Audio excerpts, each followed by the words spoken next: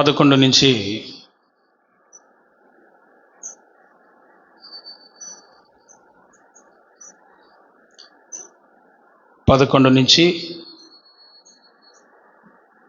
17 వరకు చదవండి. బిగ్గరగా చదవాలి. వారి మాటలు వినుచుండగా తాను యెరూషలేమునకు సమీపంలో ఉండటం వలనను దేవుని రాజ్యము వెంటనే అగుపడునని వారు తలంచడం వలనను ఆయన మరి ఒక ఉపమానం చెప్పాడు. ఏమనగా, రాజకుమారుడు ఒక రాజ్యం సంపాదించుకొని మరలా రావాలని దూరదేశములకు ప్రయాణమై తన దాసులను 10 మందిని పిలిచి వారికి 10 దీనాలు ఇచ్చి, నేను వచ్చే వరకు వ్యాపారం చేయడానికి వారితో చెప్పాను. అయితే అతని పట్టణస్థులు అతని ద్వేషించి, ఇతడు మమ్మల్ని ఏడుట మాకు ఇష్టం లేదని అతని వెనుక రాయబారం పంపేది.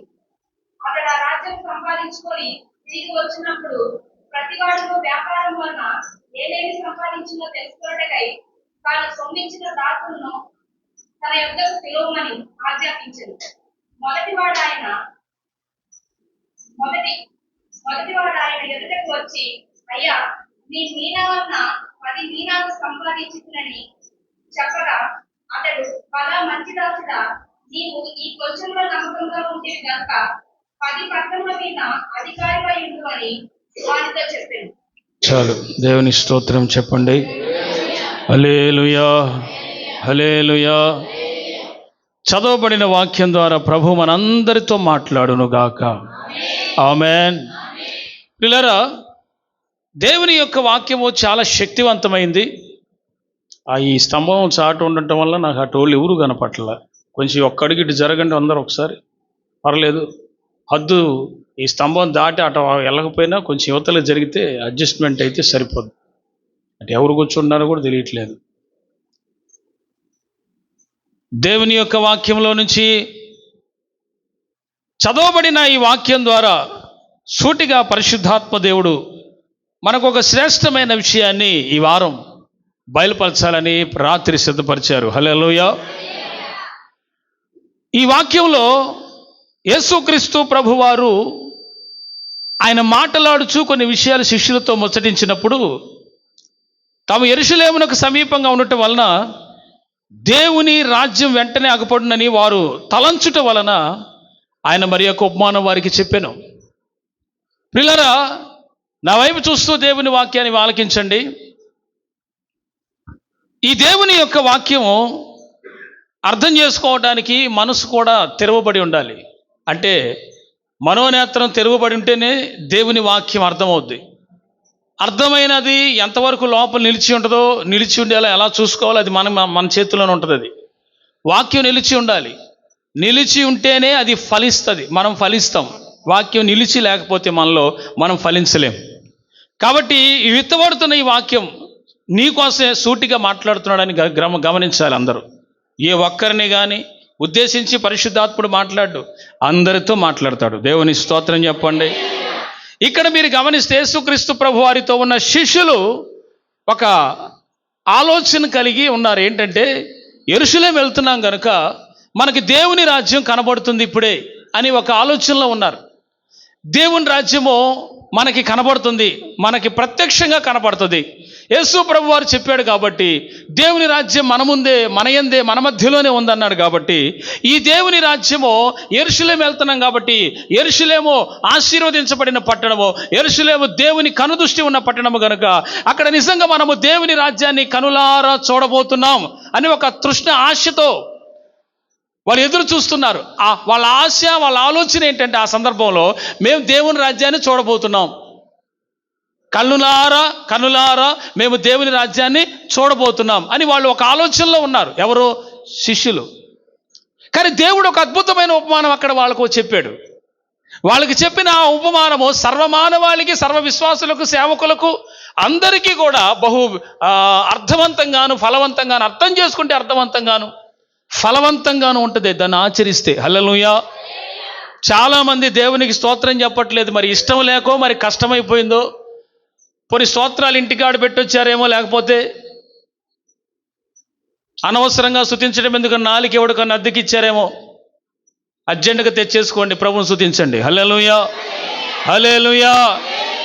జీవము గల దేవుని మందిరములో ఆయన ఘనపరచబట్టుకు ఆయన ఒక్కడు మాత్రమే అర్హుడు. ఆయన స్తుతించకపోతే ఇంకెందుకంట? నీ బతుకిచ్చి ఆశీర్వదించి ఆరోగ్యం ఇచ్చి నిన్ను అన్ని నడిపించే దేవునికి స్తుతించక ఏం చేస్తావు మరి మందిరానికి వచ్చి? హల్లెలూయా. సెట్ అవ్వదు స్తుతించకపోతే, ఆయన కనపరచకపోతే. మౌనంగా ఉండేటవాళ్ళు ఏడ కాదు, చర్చిలు చాలా ఉండే మౌనంగా ఉండే చర్చిలు. ఆడకు పోయి ఆడ కూర్చోవడమే పోయాక. ప్రభు సియోనులో ఆయన స్తుతించబడాలి, ఘనపరచబడాలి. ఆమేన్. శ్రద్ధగా కొద్ది నిమిషాలు ఇంట్రెస్ట్గా వాక్యాన్ని వినండి ఆసక్తితో. నాతో సూటిగా మాట్లాడుతున్నాడు దేవుడు అని అంత హృదయపూర్వకంగా ఆలకించండి. అలా తీసుకోండి వాక్యాన్ని. హల్లెలూయా. ఇక్కడ దేవుడు వారితో చెప్తున్నాడు, మేము యెరూషలేము వెళ్ళిపోతున్నాం, మేము అక్కడ దేవుని రాజ్యాన్ని చూస్తామని ఆశతో శిష్యులు ఎదురు చూస్తున్నారంట.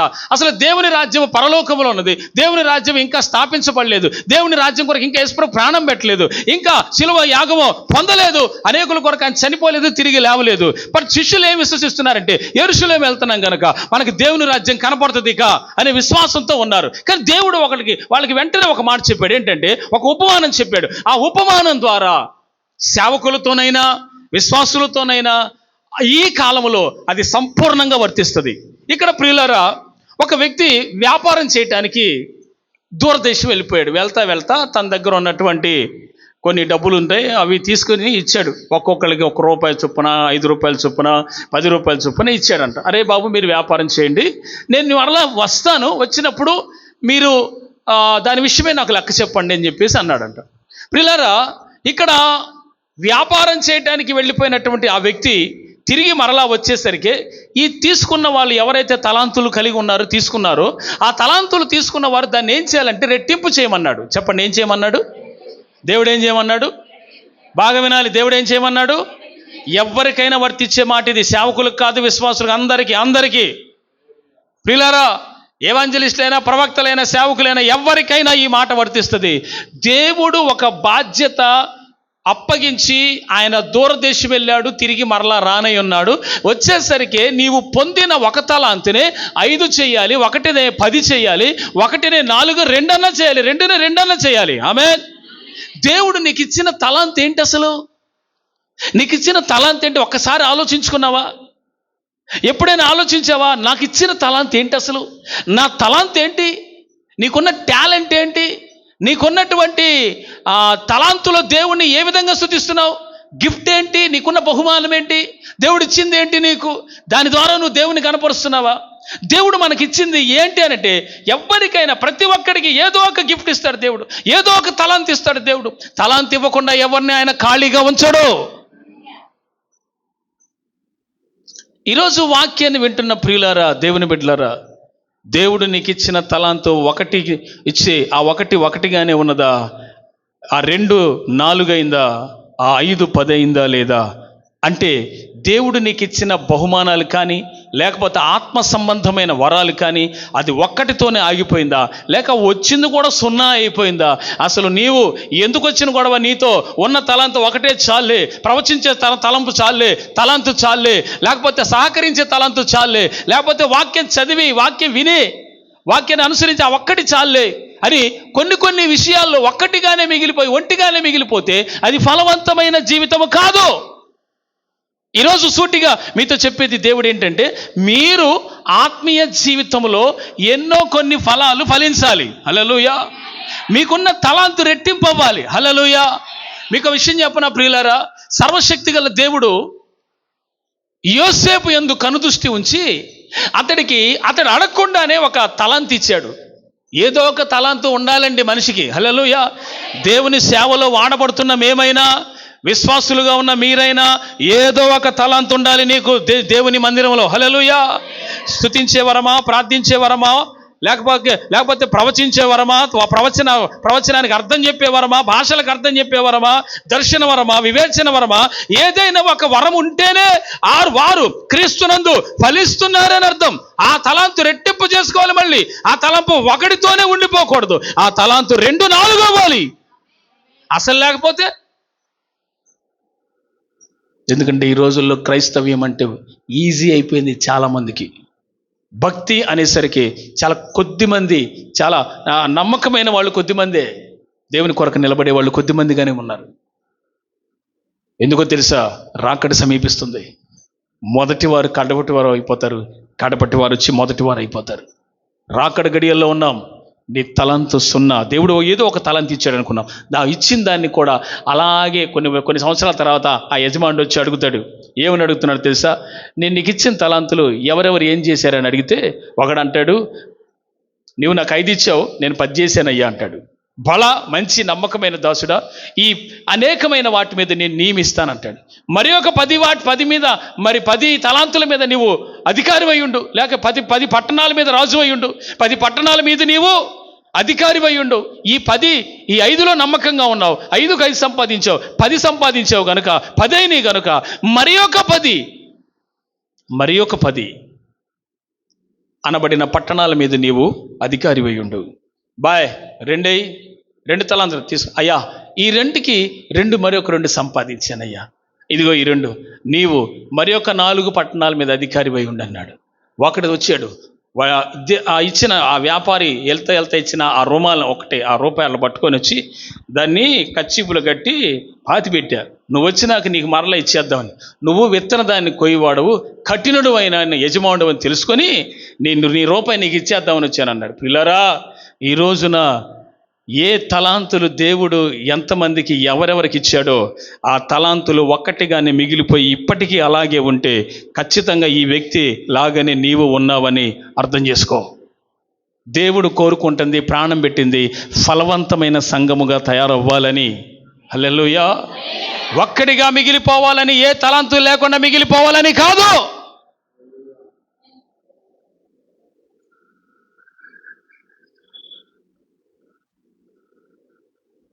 దేవుడు కోరుకుంటున్నది నీలో ఒక తలాంతు ఉండిపోవటం కాదు, దాన్ని 2 చేయాలి, 4 చేయాలి, 10 చేయాలి అవసరమైతే.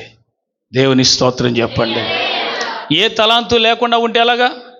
ఐగుప్తు దేశంలో యోసేపు, ఆయనకంటూ ఒక తలాంతు ఉంది. ఏంటది? ఒక గిఫ్ట్ ఉంది. ఏంటది? వచ్చిన కలభావాన్ని చెప్పే వరం. హల్లెలూయా. It is gift. తలాంతే అంటే ఇంగ్లీష్లో గిఫ్ట్ అని ఉంటుంది. ఆ తలాంతు, ఆ గిఫ్ట్, ఆ వరం ఉన్నందున అతడు జైల్లో ఉన్నా కానీ బయటికి రావడానికి అవకాశం దొరికింది. హల్లెలూయా. ఏ తలాంతు ఉందో ఆ తలాంతుని ఉపయోగించుకోవటం కూడా కావాలి. తలాంతులు అప్పటికప్పుడే రావు, అప్పటికప్పుడే వచ్చేవి కావు. దానికోసం ఎంతో ప్రార్థన చేయాలి. ఏ వరము, ఏ ఫలము లేకుండా అలాగే నిర్జీవంగా ఉన్న ఆ చెట్టుని, ఆ ద్రాక్ష తోట వనములో నుంచి అంజూరము చెట్టును ఓడబెగుతానన్నాడు ఆయన. హల్లెలూయా. కాబట్టి ప్రియులారా, మీరంతా ఆలోచించండి. నేను ఏదో ఒక ఫలము, నేను ఏదో ఒక తలాంతు కలిగి ఉండాలి దేవుని సంఘములో. అలా ఉన్న వాళ్ళే ఫలిస్తున్నారని, ఆ ఒక్క ఫలమే 4 ఫలాలు అవ్వాలని, ఆ ఒక్క ఫలమే 9 ఆత్మ వరాలు అవ్వాలని పరిశుద్ధాత్మ దేవుడు మీతో మాట్లాడుతున్నాడు. హల్లెలూయా. అన్ని వరాలు చాలా మందిలో నేను చూశాను, 9 ఆత్మవరాలు. ఆమేన్. హల్లెలూయా చెప్పండి. కనుక ఈ వాక్య భాగములో దేవుడు మీతో మాట్లాడుతున్నది, నీకున్న తలాంతు ఏదో దానిని దేవుని కొరకు ఉపయోగించి ఆ 1, 2, 4 చేయగలవా? హల్లెలూయా. సపోజ్ ప్రవచించే వరం ఉంది, దర్శన వరం ఉంది, వివేచన వరం ఉంది. ఆ ఒక్కటితోనే సరిపెట్టకుండా ఇంకొక 2 సంపాదించుకునే ఆత్మీయ స్థితికి ఎదగద్దా సంఘం? హల్లెలూయా. ఆ స్టేజ్కి ఎప్పుడు వెళ్తారు? ఇంకా ఈ అనుభవాల్లో ఇక్కడే ఎంట్రన్స్ అవ్వకపోతే, మీకు విషయం చెప్పనా, చర్చికి అనేక మంది పాప వస్తాడు, దుర్మార్గం వస్తాడు, దోషి వస్తాడు, వ్యభిచారం వస్తాడు, ఎంతమంది అయినా ఈజీగా వచ్చేస్తారు చర్చిలోకి. కానీ పరలోకంలోకి ఫలించకుండా ఎవడు వెళ్ళడం? హల్లెలూయా. పరలోకంకి అంత ఈజీ కాదు వెళ్ళడం. చర్చిలోకి చాలా మంది వచ్చేస్తారు, దాన్ని ఎవడు ఆపలేడు, ప్రాబ్లం ఏమీ లేదు. చర్చిలోకి ఎవరైనా రావచ్చు. అంత ఈజీగా, ఇక్కడికి వచ్చినంత ఈజీగా హెవెన్లోకి వెళ్ళలేరు. ఇక్కడంతా ఫలించాలి, ఇక్కడంతా తలాంతులు కలిగి ఉండాలి, ఇక్కడ పరిపూర్ణులు అవ్వాలి, ఇక్కడ మార్చబడాలి, ఇక్కడ ఉపదేశ క్రమంలో కట్టబడాలి. దేవునికి నీ ఆత్మీయ జీవితాన్ని అప్పగించుకొని నీవు ఆయన చేతుల్లో ఉండాలి. హల్లెలూయా. గట్టిగా స్తోత్రం చెబుదాం స్వరమైతే అందరం కూడా. హల్లెలూయా. యోసేపు కలిగిన ఆ తలాంతు వల్ల జైల్లో నుంచి అతను బయటికి వచ్చాడు. ఆ తలాంతు, పానదాయకుడు, భక్ష్యకారుడు అని 2 జైల్లో వేయబడతారు రాజు మీద కుట్ర చేసినందుకు. ఆ పానదాయకుడు పక్షికారుడు జైల్లో వేయబడితే వాళ్ళకిద్దరికి చెరొక కళ వస్తే ఆ కళ భావం వాళ్ళకి అర్థం కాక పొద్దున్నే ఏడుపు మొహాలు పెడితే యోసేపు అంటాడు, మీరు ఎందుకు అలా పెట్టారు మొక్కలు, ఏమైంది మీకు అని అంటే, మా ఇద్దరికి చెరొక కళ వచ్చిందయ్యా, ఆ కళ భావం చెప్పాడు ఎవడు లేడు, మాకు భయం వేస్తుంది అని అంటే, ఇద్దరి కళ వివరించి చెప్తాడు. ఒకడు సత్తావు, ఒకడు బతుకుతావు అన్నాడు. నీ ఉద్యోగం మరలా నీకు రాజు డ్యూటీ, నీ ద్రాక్షరసం అందించే డ్యూటీ పడుద్ది, నువ్వు మరలా విడుదల చేయబడతావు, నువ్వు చస్తావురా అన్నాడు ఇంకోటితో. ప్రియులారా, నిజంగానే తెల్లవారి జరిగేసరికి మూడో రోజుకి ఒక వ్యక్తి ఏమో చంపబడ్డాడు, శిక్షకు గురి అయ్యాడు, మరొకటేమో విడుదల చేయబడ్డాడు. ఆ తలాంతు ఉండటం వల్లనే అతనున్న శోధంలో నుంచి విడుదల చేయబడ్డాడు యోసేపు. హల్లెలూయా.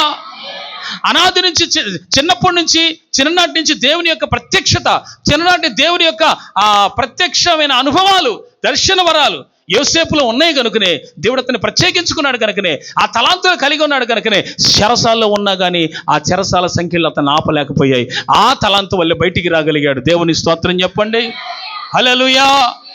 షడ్రక్, మెషక్, అబేద్నెగో, దానియేలు అనబడినటువంటి బబులోను సంస్థానంలో యూదుల మీద యుద్ధము జరిగించి యెరూషలేము ప్రాకారాలు పడగొట్టి ఆ యొక్క ఇశ్రాయేలు దేశం మొత్తాన్ని సర్వనాశనం చేసి అందులో ఉన్న యూదులందరినీ చెరపట్టుకొని పోయిన తర్వాత అక్కడ 18 సంవత్సరాల నుంచి 11, 18, 19, 22, 21 సంవత్సరాలు ఆ వయసులో ఉన్నటువంటి ఈ యవనస్తులు తలాంతులు కలిగిన వాళ్ళు కనుక ఆ దేశంలో కాపాడబడ్డారు.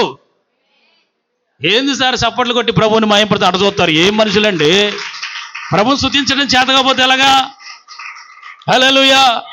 ఎక్కడ స్పందించాలో ఇన్ని సంవత్సరాలు నేర్చుకోపోవటం ఏంటి సార్? అసలు తలాంతులు వాళ్ళకు ఉన్నాయి కనుకనే, వాళ్ళకున్న అమోఘమైన జ్ఞానం వల్ల, వాళ్ళకి దేవుడిచ్చినటువంటి తలాంతుల వలన వారు అక్కడ దేశంలోనే జ్ఞానుల మీద వీరు మంచి పై అధికారులుగా నియమించబడ్డారు. దేవుని స్తోత్రం చెప్పండి. హల్లెలూయా. తలాంతులు వారిని కాపాడాయి. ప్రియులారా, తలాంతులు కాపాడుతాయి. సరే, అది పక్కన పెడదాం. ఈ వాక్య భాగంలో ఏంటి పరిస్థితి? దేవుడు నీకు ఇచ్చింది ఏంటి, నువ్వు పొందుకున్నది ఏంటి, దాన్ని డెవలప్ చేయకుండా అలాగే దాన్ని వదిలేయటం ఏంటి? చదవండి లూకాసు సువార్త 16, 19వ అధ్యాయం 16వ వాక్యం.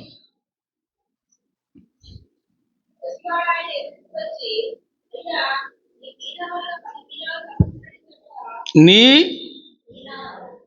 ఒకటిచ్చాడు, మీనా వలన అన్నాడు. ఒకటే, నీ 5 ఒకటే ఇచ్చాడు. నీ మీనా వలన నాకు ఎన్ని లభించినాయి అంటున్నాడు? 10. మనకి ఏదైనా వస్తువులు కానీ, మనకి ఏదైనా ఆస్తిపాస్తులు కానీ ఒకటే ఉందనుకో, దాన్ని పచ్చేయి ప్రభువున ఆశీర్వదించి ఆ రూట్లో అడుగుతున్నారు కానీ అసలు దేవుడు కోణంలో ఆలోచించరేంది? ఆయన ఆత్మ సంబంధమైన అడుగుతున్నాడు. మరి ఆ సంగతి ఏంటి? హల్లెలూయా. నిన్ను చేర్చేది అవే, అక్కడికి పరలోకానికి నిన్ను చేర్చేవి అదే ప్రాముఖ్యమైనవి. తలాంతులే ఇంపార్టెంట్. ఆమేన్. అంటే ఆత్మ సంబంధిగా నువ్వు ఉంటేనే కదా తలాంతులు ఉండేది, అవి కాపాడుకుంటేనే కదా నీకు ఉపయోగపడేది. హల్లెలూయా. ఏదో ఒక గిఫ్ట్, ఏదో ఒక ఫలము నీలో దేవుడు చూడాలనుకుంటున్నాడు. ఆమేన్. ఆమేన్ అని చెప్పండి. హల్లెలూయా.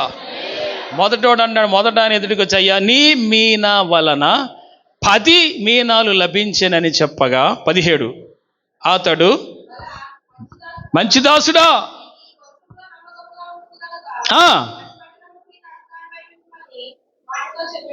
మిక్కిలి కొంచెములో నమ్మకంగా ఉండాలి. అందరూ చెప్పండి ఆ మాట, మిక్కిలి కొంచెములో నమ్మకంగా ఉండాలి. దేవుడు నీకు ఇచ్చిన స్థాయి కానీ, దేవుడు నీకు ఇచ్చినటువంటి ఆశీర్వాద విషయంలో కానీ, దేవుడు నీకు ఇచ్చినటువంటి తలం ఏదైనా కానీ ఆ మిక్కిలి కొంచెంలోనే నీవు నమ్మకంగా ఉండాలి. దేవుడు నాకు ఏమిచ్చాడని ఆయన శోధించకుండా, ఊరికే కంగారు పడకుండా, నీకు ఇచ్చిన తలాంతుని, నీకు ఇచ్చిన మీనాని, నీకు ఇచ్చిన టాలెంట్ని, నీకు ఇచ్చిన ఆ సంపదనైనా ఆశీర్వాదానైనా ఏది కొద్దిదే అయినా దాంట్లో విశ్వాసులైన మీరైనా సేవకులైనా నమ్మకంగా ఉండాలి. అప్పుడే ఆయన అనేకమైన వాటి మీద నియమిస్తాడు. హల్లెలూయా చెప్పండి. నీకున్నది మరి కొంచెమే కావచ్చు, కానీ దాంట్లో నమ్మకంగా ఉండు. నువ్వు విస్తారంగా ఆశిస్తే నీకు దొరకదు. హల్లెలూయా. అనేక మంది విస్తారంగా ఆశించారు కానీ దొరకలేదు. నీకు కలిగిన దాంట్లోనే నువ్వు తృప్తి పడుతూ నమ్మకంగా ఉంటే కదా మిగతా 10 మీద నేను నియమించేది. హల్లెలూయా, దేవునికి స్తోత్రం చెప్పండి. కాబట్టి మనము నమ్మకంగా ఉండాలి దేవునికి. ఈ మిక్కిలి కొంచెంలో నేను దేవునికి నమ్మకముగా ఉండాలి. అందరూ మాట చెప్పండి, నేను దేవునికి మిక్కిలి కొంచెములో నమ్మకంగా ఉంటాను. ఆమేన్ అని చెప్పండి. హల్లెలూయా. 1 తీసుకొని 10 సంపాదించాడు. రెండో వాడి సంగతి చదవండి. ఆ ఆ ఆయన 1 తీసుకున్నాడు కానీ ఎన్ని సంపాదించాడు? 5. ఇంకొక ఆయన చదవండి.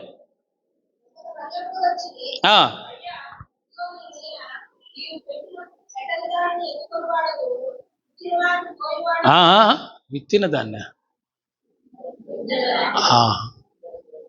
పెట్టని దాన్ని ఎత్తుకునేవాడు అంట ఆయన. నువ్వేం విత్తనావు కానీ కోసేవాడు అంట అని చెప్పి అంటున్నాడు. ఈ 1 తీసుకున్నాడు. అంతకుముందు ఇద్దరు కూడా ఒక్కొక్కటే తీసుకున్నారు. ఒకడేం 10 చేశాడు, ఒకడేం 5 చేశాడు. ఒకటిని ఇంకోటి ఏం చేశాడు? నువ్వు పెట్టని దాన్ని ఎత్తువాడు, విత్తని దాన్ని కోసే కఠినుడు అంట. మళ్ళీ తిట్టాడు ఆయన్ని, నువ్వు కఠినుడివి అని ఎరిగి నీతో ఎందుకు వచ్చిన గొడవ, 1 వరం చాలే అని దాన్ని తీసుకెళ్ళి రుమాల్లో కట్టి భూమిలో పాతి పెట్టా, నువ్వు వస్తే నీ మొహాన పడేద్దాం అది అనుకున్నాను అంటాడు. ఏమని సార్ అసలు? దేవుడు ఇలాంటి వారి యందు సంతోషిస్తాడా? If God is happy like this persons, ఇలాంటి వారి వలన దేవుడు సంతోషపడతాడా? చర్చిలో ఫలం లేకుండా నీవు ఎంతకాలం ఉంటావు? ఆత్మ సంబంధమైన ఫలాలు నీలో ఆ కాయలు రాకుండా ఎంతకాలం ఉంటావు? అందుకే దేవుడు ఈరోజు నీతో ఈ మాట మాట్లాడుతున్నాడు. ఒకడంట ఆ రూపాయి తీసుకొని రుమాల్లో కట్టి భూమి మీద పెట్టి, భూమి కింద పెట్టి, నువ్వు వచ్చినప్పుడు నీకు ఇద్దాం, ఎందుకు వచ్చిన గొడవ అనుకో. అంత అంత అంత ఇంట్రెస్ట్ లేకుండా ఎందుకు తీసుకున్నావు? దేవుడు నీకు నువ్వు అడగకుండానే ఏదో ఒక వరం ఇచ్చాడు. ఆ ఇచ్చిన వరాన్ని నువ్వేం చేయాలా? దాన్ని కాపాడుకోవటమే కాదు, దాన్ని 2 చేయాలా. దేవుని స్తోత్రం చెప్పండి. దాన్ని 2 చేయాలి.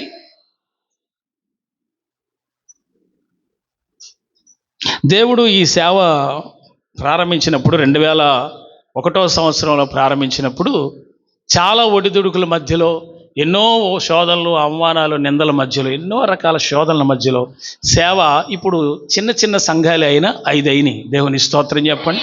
అంటే దేవుడు మిక్కిలి ఈ కొద్దిగలో నమ్మకంగా ఉంటే దేవుడు ఏం చేస్తాడు? దాన్ని ఆశీర్వదిస్తాడు. దేవునికి మహిమ కలుగునుగాక. నీ ఇంట్లో ఉన్నది పట్టెడు పిండే కావచ్చు, కొంచెమే కావచ్చు, కొంచెం నూనె కావచ్చు, లేకపోతే కొద్దిగా ఉండొచ్చు. కానీ నువ్వు నమ్మకంగా ఉండి ఆ కొద్దిగలో, సేవలోనైనా, నీ కుటుంబంలోనైనా, దేవుడిచ్చిన తలాంతుల్లోనైనా, అది మిక్కిలి కొద్దిగే కావచ్చు, అది అందరికంటే చిన్నదే కావచ్చు, దాంట్లో కూడా నువ్వు నమ్మకంగా ఉన్నట్లయితే దేవుడు నిన్ను అనేకమైన వాటి మీద నియమిస్తాడంట. నమ్మకంగా ఉండాలి దేవునికి. ఎందుకంటే మనిషికి తొందరపాటు ఎక్కువ. త్వరగా డెవలప్ అవ్వాలని, త్వరగా పడిపోవాలని. త్వరగా డెవలప్ అయిపోతే త్వరగా పడతావు. ఈ సంగతి తెలీదా మీకు? త్వరగా కొన్ని చర్చిలు లేచినాయి ఈ మధ్య, త్వరగా పడిపోయినాయి. ఏడ్చి కన్నీటి ప్రార్థన చేసి రోధించిన సంఘాలేమో నిలిచి ఉన్నాయి. హల్లెలూయా. వాళ్ళు కొద్దిమంది అయినా రాకడ వరకు నిలుస్తారు. దేవుని స్తోత్రం చెప్పండి. కొద్దిలోనైనా మిక్కిలి కొంచెంలో నమ్మకంగా ఉంది సారిపొత్తు వెధవరాలు. హల్లెలూయా. ఏం చేసింది? పట్టెడు పిండిలో నమ్మకంగా సేవకుడికి ఇచ్చింది. హల్లెలూయా. సేవకుడు ఆశీర్వదించాడు, ప్రార్థన చేశాడు. హల్లెలూయా. ఈ కరువు దినాలన్నీ పోయి సమృద్ధికి వచ్చేసింది ఆమెకి. హల్లెలూయా. ఆ కరువు దినాలన్నీ దాటిపోయింది. హల్లెలూయా. మిక్కిలి కొంచెంలో నమ్మకంగా ఉంటున్నావా? రేపు దేవుని ఎదుట నిలబడినప్పుడు నువ్వు దోషివి అంటే ఎంత చెడ్డగా ఉంటుందండి అసలు. అది ఏ విషయంలో నువ్వు నమ్మకంగా ఉండట్లేదు? దశంభాగ విషయంలోను, ప్రార్థన విషయంలోను, రక్షణ విషయంలోను, పరిశుద్ధత విషయంలోను, అన్ని విషయాల్లో ఒక విశ్వాసి కరెక్ట్గా నమ్మకంగా ఉండాలి దేవునికి. భక్తి అంటే ఒకటి చేసి ఒకటి చేయకపోవటం కాదు సార్. అన్ని విషయాల్లో దేవునికి మనం పరిపూర్ణులుగా కనబడాలి. దేవుడు కోరుకుంటుంది అది. నీ రక్షణ విషయంలో నువ్వు నమ్మకంగా ఉండాలి.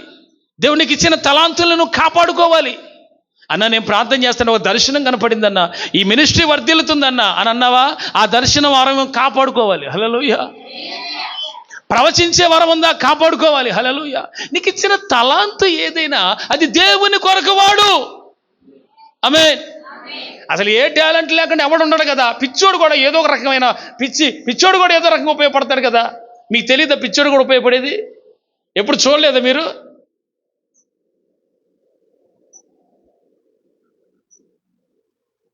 వాడు ఏదో రకంగా సైతానికి ఉపయోగపడుతున్నాడుగా.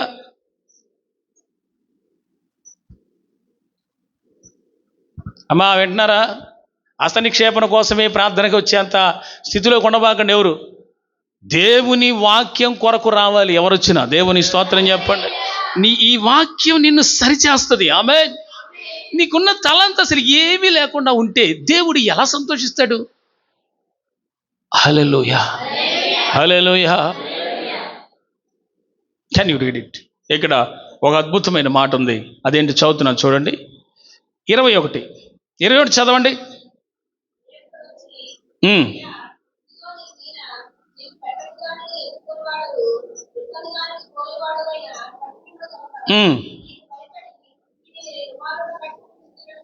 మళ్ళీ భయం ఎందుకు? లేనిపోయింది ఫలాలు ఏడాడుగుతాడోనని భయం ఉన్నోడు మరి ఫలం దాన్ని డెవలప్ చేయాలిగా. అంటే ఇంట్రెస్ట్ లేదు. దేవుడు ఇచ్చాడు, నువ్వు తీసుకున్నావు. ఇచ్చాడు కాబట్టి తీసుకున్నా అండి. ఆ వరం ఉంటే ఉంది, పోతే పోయింది. హల్లెలూయా. ఆ తలాంతు ఉంటే ఉంది, పోతే పోయింది. ఎందుకు వచ్చిన గొడవ? నువ్వు వచ్చినప్పుడు లెక్కడుతానంటున్నావు కాబట్టి నీది నీకే ఇస్తా అన్నప్పుడు ఎందుకు తీసుకున్నావు? హల్లెలూయా. తలాంతు లేకుండా, ఫలములు లేకుండా, వరములు లేకుండా ఎవ్వరు భూమి మీద ఆత్మీయ జీవితాన్ని ఫుల్ఫిల్ చేయటం కష్టం. ఆత్మ వలన వచ్చే ఫలములు భూమి మీద దేవుని కొరకు వాడాలి. ఎవరి కొరకు? దేవుని రాజ్య సువార్త కొరకు వాడాలి. ఆమేనని చెప్పండి. హల్లెలూయా. ఇప్పుడు ఆత్మీయంగా జీవితాన్ని కొనసాగితే పరలోకానికి వెళ్తావు, కానీ అక్కడికి వెళ్ళినా ఏ ఫలం పొందలేవు కదా. ఆ ఫలము పొంది అక్కడ బహుమానాలు పొందే భక్తి ఇక్కడ చెయ్యాలి. ఆమేన్. గట్టిగా స్తోత్రం చెప్పండి. హల్లెలూయా. కాబట్టి దేవుడు ఏమంటున్నాడు? నేను నీకు ఇచ్చినటువంటి ఈ 1 రూపీ ఏదైతే ఉందో ఒక మీన, దాన్ని కనీసం వడ్డీకి ఇచ్చేవాడికన్నా ఇస్తే బాగుంటుంది కదరా. వాడు దాన్ని 4 రూపాయలు చేసి ఇచ్చేవాడుగా నాకు, నేను వచ్చే టయానికల్లా. దాన్ని ఎందుకు కానీ సాహుకారుల దగ్గర పెట్టావాడు, వడ్డీకి ఇచ్చేవాడి దగ్గర పెట్టలేదే అని అన్నాడు. అంటే ఈ మీన తీసుకెళ్ళి అతనికి ఇచ్చిన దాన్ని 4 చేస్తాడు కదా. అంటే దేవుడికి ఒంటిగా ఉండటం ఇష్టం లేదు, వాళ్ళు ఫలించాలి. ఇప్పుడు గోధుమ గింజ భూమిలో పడి అది చావకుండిన ఎడల అది ఎలా ఫలిస్తుందో? ఒంటిగా ఉంటే. అది చచ్చిన ఎడల విస్తారంగా ఫలించనన్నాడు. గట్టిగా చప్పట్లు కొడుతూ ప్రభువుని మహిమపడదాం అందరం. నీవు ఒంటిగా ఉండకూడదు, నువ్వు ఫలించాలి. నువ్వు ఆత్మీయంగా బతకాలి, శారీరకంగా చచ్చిపోవాలి. లోకాస్యల విషయమే చచ్చిపోవాలి, ఆత్మీయంగా బతకాలి. హల్లెలూయా. అప్పుడే నీ కుటుంబం బతుకుద్ది లోకంలో. దేవుని స్తోత్రం చెప్పండి. లేకపోతే తలాంతులు ఏమీ లేకుండా ఉన్న తలాంతు తీసుకొని మట్టిలో పెట్టి మట్టిలో పూర్తి చేసిన ఇలాంటి అజ్ఞానులు దేవుని యొక్క ఆ వరం యొక్క విలువ తెలియట్లా. మరి దేవుడు ఎందుకు ఇచ్చాడు? ఇచ్చాడు, నీకు ఇస్తాడు. బాప్తిసం పొందిన ప్రతి వానికి పరిశుద్ధాత్మ అనే వరం ఇచ్చాడు. ఆమేన్. కానీ పైన నుంచి కూడా పొందాలి. హల్లెలూయా. నీ వరం, నీ ఫలం నీకు ఉపయోగపడటమే కాకుండా సంఘానికి ప్రయోజనకరంగా మారాలి. దేవుని స్తోత్రం చెప్పండి. ఇక్కడ మనం ఒక మాట చదువుదాం. దానియేలు చదవండి. దానియేలు గ్రంథం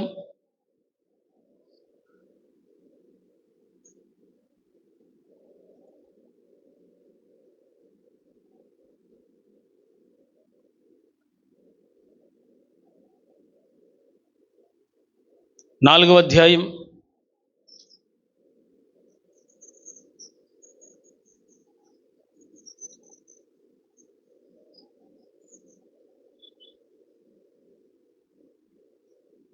13, 14. మరియు నేను నా పడక మీద పండుకొని ఉండి నా మనసుకు కలిగిన దర్శనములను చూస్తుండగా ఆ? తల్లి మళ్ళీ చదువమ్మా. నా మనసుకు కలిగిన దర్శనములను చూస్తుండగా దర్శనములను అందరు నావే చూడండి. మనసుకు వచ్చిన దర్శనం అంటే ఇది. చెప్పండి, దేనికి వచ్చింది చెప్పండి? మనసుకి. మనసు అంటే ఆత్మే. దర్శనం మీరు బాగా గమనించండి. దర్శనము ఏదైనా వచ్చింది అంటే అది దేవుడిచ్చినది అయి ఉండాలి. అది అర్థం కాకపోయినా దానికి అర్థం చెప్పే వాళ్ళని కూడా దేవుడు ఏర్పాటు చేస్తాడు. అయితే ఆ దర్శనం ఎవరి కోసం అయి ఉండాలి? దాన్ని ఎలా అర్థం చేసుకోవాలి? ఈ తలాంత్ ఎవరికి ఉంటుంది? సరే, బెల్షజరు తాగి తందనాలు ఆడుతూ ఉంటే, దేవుని ఉపకరణాల్లో ద్రాక్షరసం తాగి తందనాలు ఆడుతూ ఉంటే, వాడు పుట్టినరోజు అప్పుడు సర్వశక్తి గల దేవుడు ఆ ఉపకరణాల్లో వీడు పోయి తాగుని వాటిని అపవిత్రపరిచాడని ఎదురుగా ఉన్న గోడ మీద మెనే టెకలు పాసినని ఒక చెయ్యి వచ్చి పరలోక భాషతో రాస్తే అక్కడ ఉన్నటువంటి వాళ్ళు ఎవరు దాన్ని చదవలేకపోయారు. హల్లెలూయా. బాగా అర్థం చేసుకుని అక్కడ ఉన్న వాళ్ళు ఎవరు దాన్ని చదవలేకపోయారు. దానియేలు మాత్రమే ఎలా చదివాడు? Hello, can you hearing my word? వింటున్నారా? ఎలా చదవగలిగాడు? దానియేలు మాత్రమే పరలోక భాష ఎలా చదవగలిగాడు చూసి చెప్పేశాడు. నేను అంటాను ప్రియులారా, ఏదో బతుకుతున్నాం, ఏదో భక్తి చేస్తున్నాం, ఏదో నార్మల్గా ఉన్నాం, చర్చికి వస్తున్నాం, బైబిల్ పట్టుకుంటున్నాం, నూనె ప్రాంతం చేసుకుంటున్నాం, వెళ్ళిపోతున్నాం. అది కాదు దేవుడు కోరుకుంది. ఒక వ్యక్తి ఆత్మ సంబంధమైన వాటి విషయంలో ఎదగాలి, పర సంబంధమైన వాటి విషయంలో ఎదగాలి, దేవునితో ముఖాముఖిగా మాట్లాడగలగాలి. అక్కడ ఉన్నటువంటి ఆ గోడ మీద రాతని చదివే టాలెంట్, ఆ తలాంత్ ఎక్కడిది? బికాస్ దేవునితో గడుపుతున్నాడు కనుక ఆత్మ సంబంధమైనవన్నీ చదివే ఆ వరాన్ని దేవుడు ఇచ్చేశాడు దానియేలుకి. ఆమేన్.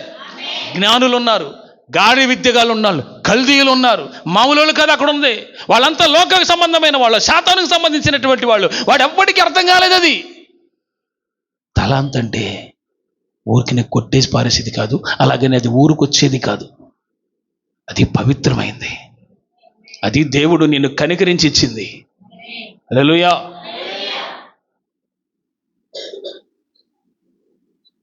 ఒంటిగా ఉండొద్దు, ఫలించండి. విత్తనం చావాలి, చచ్చిపోండి. లోకపరంగా ఆత్మీయంగా బతకండి. దేవుని స్తోత్రం చెప్పండి. చచ్చిపోవాలా? విత్తనం గోధుమ కింద భూమిలో పడి చావకుండి నీడలా అది ఒంటిగా ఉంటే ఎలా ఉంటుంది? అది ఫలించాలి. చచ్చిన ఎడల విస్తారంగా ఫలించిన. యేసుప్రభువారు తన గురించి చెప్పాడు ఈ మాట, ఆయన గురించే చెప్పాడు. కానీ దాన్ని మీకు ఎగ్జాంపుల్గా మీకు కూడా చెప్తున్నాను. ఆత్మీయంగా మీరు కూడా బతకాలి. ఒక చూడండి, నీళ్ళల్లో ఉన్న చేప అది బతికుంటుంది, దాన్ని ఒడ్డుకు తెస్తే చచ్చిద్ది అది. అవునా? మాట్లాడరే. నీళ్ళల్లో ఉన్న చేప బతికుంటుందా? చచ్చిపోద్దా? బతికుంటుంది. దాన్ని బయటికి తీస్తే ఆక్సిజన్ లెవెల్స్ అందరికి చచ్చిపోద్ది. అట్లాగే మనం కూడా లోకంలో ఉంటే సత్యం, యేసుప్రభులో ఉంటే బతుకుతాం. అంతే. ఇంకో డైలాగ్ లేదు ఇందులో. యేసుప్రభులు ఉన్నావా నువ్వు బతికున్నట్టు, చెలిస్తున్నట్టు. సత్యావా లోకంలో పడి యేసు రక్తమే చేయము దిన కార్యక్రమాలన్నీ చేసేసి ఆమెను అంటాడు యేసుప్రభు. దేవుని స్తోత్రం. యేసుప్రభు కోరుకునేది ఎవరు సార్? లోకంలో పడి తిరిగి ఒడ్డును పడి సచ్చే శాప ఆయనకి ఎందుకు? అది శ్రేష్టమైనది అయి ఉండి దేవుని పుట్టలోకి చేర్చబడాలి, దేవుని రాజ్యంలోనికి చేర్చబడాలి. దాని కొరకే కదా ప్రాణం పెట్టింది ఆయన. ఆమేన్. నీ కొరకు ప్రాణం పెట్టాడు యేసయ్య. అది అమూల్యమైన రక్తం. ఆమేన్. దేవునికి స్తోత్రం చెప్పండి. ఈయనకొచ్చిన మనసుకొచ్చిన కళ, మనసుకొచ్చిన దర్శనం నీకొచ్చింది నాకెలా తెలుస్తుంది అని నేను అన్నాను అనుకో, అయ్యా నాకు వచ్చిన కళ భావం మీరు చెప్పండి అంటే మీ సంగతి తర్వాత తెలుస్తా, కానీ తర్వాత మాట్లాడుకుందాం మన సంగతి. ముందు దీని సంగతి తెలుస్తుంది, తర్వాత మీకు అర్థమైతే నిజంగా నాకు వచ్చింది ఏ కలో, సైతాందో దేవుడిదో ఎలాంటి దర్శనమో నీకు అర్థమవుతుంది. అసలు నీకు అర్థం కాకపోతే నువ్వు నాకు చెప్తే నేను చెప్తాను. నేను వచ్చిన కళే మర్చిపోయానంటే నేను చేసేది ఏం లేదు. దేవుని స్తోత్రం. హల్లెలూయా. నేనేం దానియేలుని కాదు. నీకు వచ్చిన కళ ఏంటో నేను చెప్పడానికి నేను యోసేపునేం కాదు. నేను దేవుని స్తోత్రం చెప్పు. Hallelujah. I'm not Joseph, I'm just pastor, that's all. Hallelujah చెప్పండి. ఈ రాజుగారికి వచ్చిన దర్శనం, మనసుకు వచ్చిన కళ్ళు ఊకే కంటలు కంటుండేనా? ఆ కళ్ళు వచ్చినాయి. ఆ వచ్చిన కళ్ళని ఏందో దాని భావం ఏంటో తెలియట్లే పాపం బాబుకి. దానియేలు గారిని పిలిచాడు. చూడండి, నేను మీకు 18 చదవండి. బెల్తెషాజరు, నెబుకద్నెజరు నాకు కలిగిన దర్శనం ఇదే. నీవు తప్ప నా రాజ్యంలో మరి ఏ జ్ఞానులు దాని భావము నాకు చెప్పలేరు. నీ యందు ఎవరి? బెల్తెషాజరు అనబడిన దానియేలు. What a talent, what a gift it is. Hallelujah చెప్పండి. బెల్తెషాజరు, నెబుకద్నెజరును నాకు కలిగిన దర్శనము ఇదే.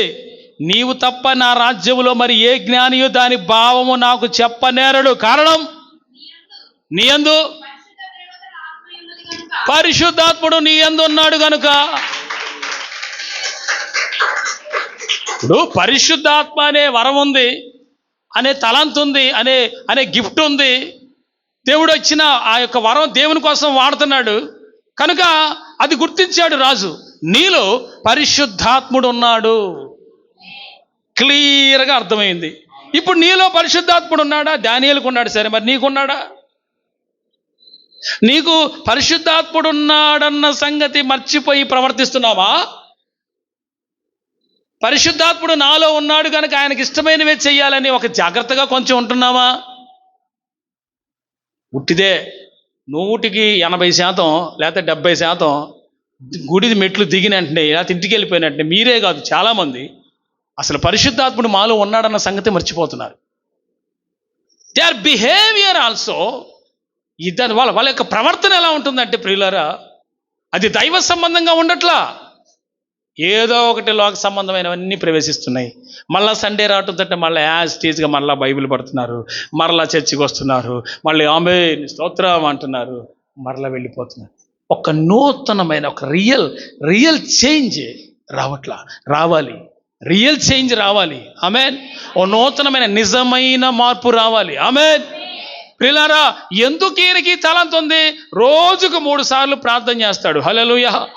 రోజుకి 3 సార్లు ప్రార్థన, 3 పూట్ల.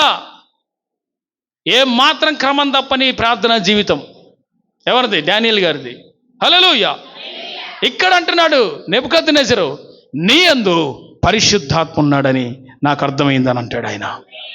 ఇప్పుడు నీలో పరిశుద్ధాత్ముడు ఉంటే నీవు కూడా మర్మములను బయలుపరచవచ్చు. నీవు కూడా పరిశుద్ధాత్మతో నింపబడిన వ్యక్తివైతే నీకు ఈ వాక్యాలు ఈజీగా అర్థమవుతాయి, నీకు ఈ మర్మాలు ఈజీగా అర్థమవుతాయి. నీలో పరిశుద్ధాత్ముడు ఉంటే ఖచ్చితంగా నీవు ఏది అడిగినా దేవుడు చేస్తూ ఉంటాడు.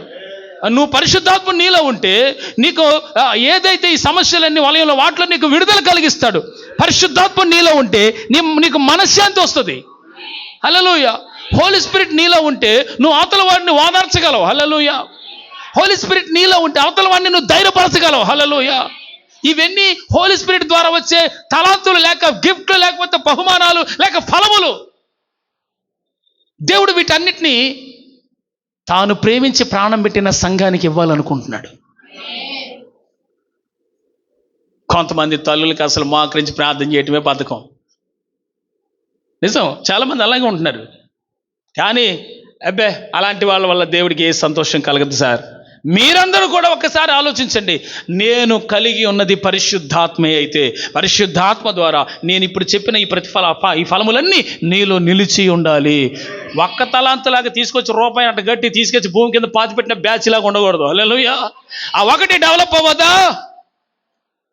ప్రవచించే శక్తి ఉందా? దాంతోపాటు ప్రవచనం వస్తూనే దర్శనం కూడా రావాలి. కొరింథీ పత్రిక మళ్ళీ ఇక్కడికి వద్దాం. దానియేలు సమయం ఉంటే దానియేలు గారి దగ్గరకు వద్దాం. ఫస్ట్ కొరింథియన్స్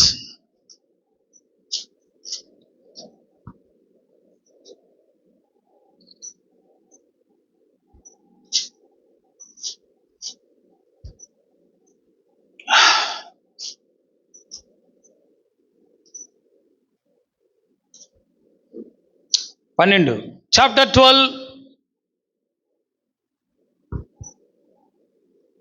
12వ అధ్యాయం 4, 5, 6, 7.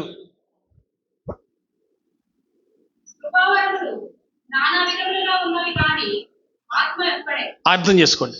కృపావరములు ఎన్ని అంట? నానా రకాలుగా ఉన్నాయి. ఆమేన్. మీకు అర్థం కావాలి అది. ప్రియులారా, ఒకటిని 10 చేశాడు, ఒకటిని 5 చేశాడు, ఒకటిని ఒకటిగానే ఉంచాడు. అట్లా ఒకటిని ఒకటిగానే ఉంచితే దేవుడు సంతోషించాడా? లేదు లేదు లేదు. ఆయన కోరుకుంటుంది ఏంటంటే విస్తరించాలి, ఫలించాలి, ఏదో ఒక ఫలం మీలో నిలిచి ఉండాలి. ఒక ఫలం కాదు, అనేకం. ఆమె కానీ ఇవి దేవుని ఆత్మ ద్వారా వచ్చే ఏంటంటే కృపావరములు నానా రకములుగా ఉన్నవి. It is a different ways. ఒక్కటి కాదు, కృపావరములు నానా రకములుగా ఉన్నాయంట, చాలా రకాలుగా ఉన్నాయి. మీరు వింటలేదనుకుంటా.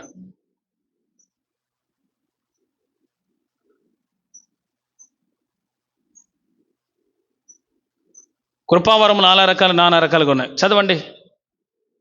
కానీ ఆత్మ ఒక్కడే. ఆత్మ ఒక్కడే ఆత్మ ద్వారా కృపావరాలు వస్తున్నాయి. ఒక్కొక్కరికి ఒక్కొక్క వరం కాదు, 2 వరాలు, 3 వరాలు.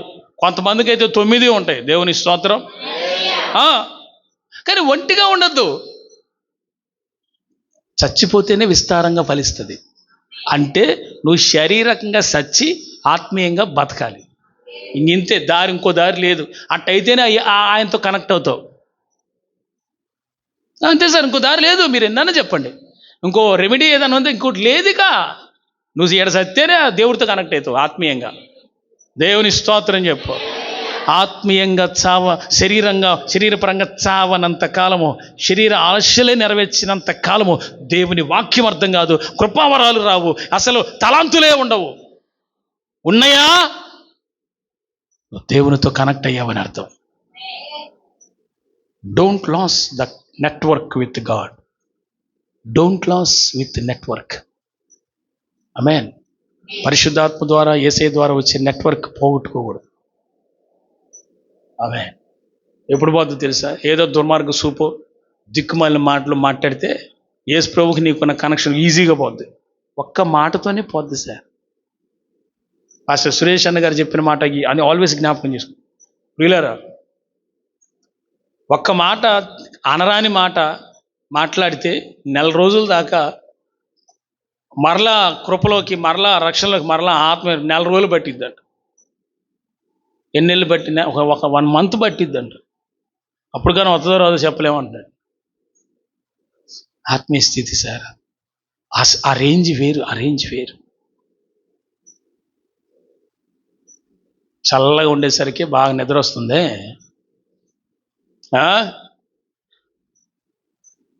ప్రియులారా,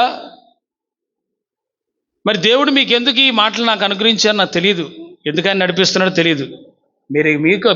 మీకు ఎవరికో ఇవి ఇవ్వాలని కోరుతున్నాడు అనుకుంటా. అందుకే ఈ వాక్యాన్ని ఈరోజు ఇచ్చారు. దేవుని స్తోత్రం చెప్పండి. ప్రభువుని మహిమపరుద్దాం అందరం. హల్లెలూయా చెప్పండి, గట్టిగా సంతోషంగా చెప్పండి, చప్పట్లు కొడుతూ చెప్పండి. దేవునికి మహిమ కలుగునుగాక. హల్లెలూయా. ఆత్మను అనుసరించి వచ్చే ఫలం, అది తలాంతు అయినా కావచ్చు, దాన్ని అభివృద్ధి చెందించే విధానమైన కావచ్చు, అది ఏదైనా ఆత్మ ద్వారా రావాల్సిందే. Through the spirit, through the holy spirit. ఒక ఫలవంతమైన జీవితం ఎలా సాధ్యం? ఒక ఫలవంతమైన జీవితం, ఒక ఆత్మ పూర్ణులైన జీవితం ఎలా సాధ్యం? Through the spirit. ఆత్మ ద్వారానే సాధ్యం అది. ఆమేన్. ఆ మాట చదవండి. అందరిలోనూ అన్నింటినీ జరిగించే దేవుడు ఒక్కడే. 7 చదవండి, 7 నుంచి. ఏందమ్మా ఎంతసేపు చదివారు? 12:7. అందరి ప్రయోజనము కొరకు ప్రతి వానికి ఆత్మ ప్రత్యక్షత అనుగ్రహించబడుచున్నది. ఎవరికి ఈ ప్రత్యక్షతలన్నీ, ఈ నానా విధములైన కృపావరములు? ఎవరికి? సంఘానికి. దేనికోసం? ప్రయోజనకరం కోసం. ఇప్పుడు సంఘంలో ఒకళ్ళు పరిశుద్ధాత్మతో మాట్లాడుతుంటే సంఘానికి క్షేమం అంటది. అసలు ఎవడు మాట్లాడకపోతే సంఘానికి దారేది? ఇప్పుడు ఇంతగా దేవుడు మోషేతో మాట్లాడి, పలానా చోటగా పలానా మార్గం కూడా నువ్వు వెళ్ళాలి, నేను ఆ రూట్ మ్యాప్ అంతా మోషేకి చూపించినా కానీ ఇంకొక వ్యక్తిని దేవుడు మోషే నియమించుకున్నాడు. ఒక వ్యక్తి, ఆయనకు రూట్ మ్యాప్ అంతా తెలుసంట, మార్గాలన్నీ తెలుసంట. ఆ వ్యక్తిని పట్టుకున్నాడు, ఆ వ్యక్తి ద్వారా వెళ్దామని చెప్పేసి అన్నాడు. అవును, ఆయన కూడా ప్రయత్నం చేశాడు. He also tried that. Hallelujah. నేను చెప్పేది మీకు అర్థం కాలేదేమో. దేవుడే రూట్ మ్యాప్ ఇచ్చి నడిపిస్తుంటే ఇశ్రాయేలీయుల్ని అలా నడిపించుకుంటే మేఘంలో వెళ్ళిపోవచ్చు కదా. కాదు, కొన్ని లోయల్లోకి, కొన్ని ప్రాంతాల్లోకి దిగడానికి అడ్రస్ తెలియట్లేదంట మోషేకి కూడా. ఎటు నుంచి వెళ్ళాలో. అందుకని ఒక దిక్సూచి లాంటి వాడు ఒకడిని అడిగాడు, బాబు నీకు ఎన్ని తెలుసు కదా, నువ్వు మా ఏమిట్రా అంటే, నేను అసలు సచ్చినా నేను మీతో రానన్నాడు. అక్కడికి వెళ్ళిన తర్వాత ఏదో తృణమో ఫలమో ఇస్తాం బాబు, మేము ఒక కానుకలు ఇస్తాం, కొంచెం వెండి బంగారాలు ఇస్తాం, మాకు రూట్ చూపించమన్నాడు. ఏ లోయ గుండా ఎట్లా వెళ్ళాలో. మీకు పరిశుద్ధాత్మ దేవుడు ఆత్మీయంగా ఎలా తీసుకెళ్తున్నాడు, ఇదిగో ఈ వాక్యం ద్వారా మీరు ఈ లోతులోకి ఇలా వెళ్ళాలి, మీరు ఈ మార్గంలో ఎలా వెళ్ళాలి, ఇలా ఇలా ఈ వాక్యం ద్వారా మీరు విని బలపడి వరాలు సంపాదించుకొని ఒంటిగా ఉండకుండా ఫలిస్తే మీ ఫలించిన వారు దేవుని రాజ్యంలో యుగ యుగాలు ఉండబోతున్నారు కదా. ఇది సార్ కనెక్షన్ దేవుడు చెప్పింది. మీరు బాగా ఆలోచించండి. మీ దైనందిన జీవితంలో మీ ఉద్యోగాలు, మీ వ్యాపారాలు, మీకు ఏదైతే ఉన్నదో అవన్నీ ఎంత ఇంపార్టెంటో, మీ చదువులు, మీరు చేస్తున్న పని ఎంత ఇంపార్టెంట్ అని మీరు అనుకుంటున్నారు. నేను చెబుతున్న మాట, ఇదిగో పరిశుద్ధాత్ముడి మీద ఆనబెట్టి చెబుతున్న మాట, నేను చెబుతున్న మాట బాగా ఆలకించండి. ఆత్మీయ జీవితాన్ని పోగొట్టుకుంటే మాత్రం ఈ లోకంలో నువ్వు ఎంత సంపాదించుకున్నా వేస్ట్ అదంతా చెత్తతో సమానం దేవుని ముందు. నువ్వు బతకటం కోసం మాత్రమే దాన్ని చెయ్యి. మిగతా జీవితం అంతా యేసు ప్రభువుకి సమర్పించు. లేకపోతే బైబిల్ గీబులు రక్షణ అనేది పక్కన పెట్టి కూర్చోపోయి ఆడో చోట కుదరదు సార్. రాకడ సమీపిస్తుంది.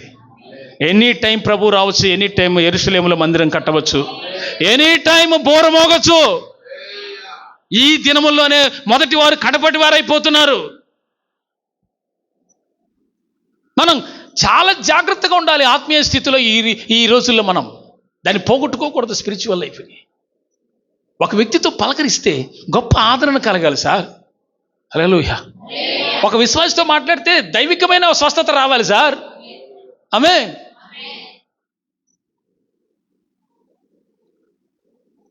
ఇక్కడ మనందరం నేర్చుకోవాల్సింది, ఖచ్చితంగా క్రీస్తునందు మనం నిలిచి ఫలించాలి. ఫలం ఒకటి ఉండకూడదు, అనేకం ఉండాలి. ఒంటిగా వద్దు, నాకు వరం ఉందిలేండి దాంట్లో సర్దుకుపోతున్నావా, వద్దు. అది ₹1 రుమాలు కట్టి ఆడబెట్టినట్టు వద్దు.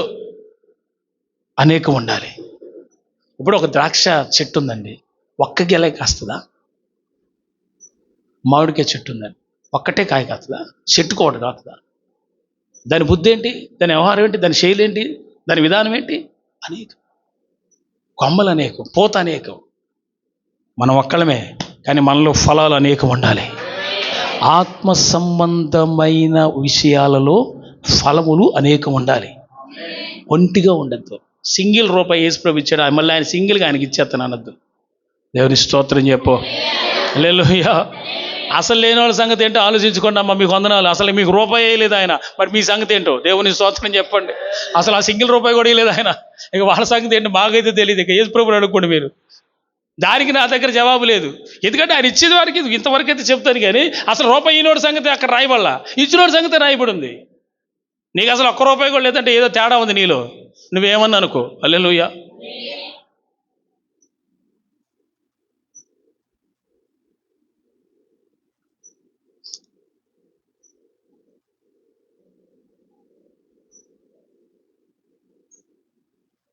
ఫలించాలి. మీరు అనుకుంటున్నారు టైం ఉందిలే అని. నేను చెప్తున్నాను బైబిల్ చదివి, టైం లేదు. There is no time. ఇది రాకడ గడియలే, ఖచ్చితంగా రాకడ గడియలే.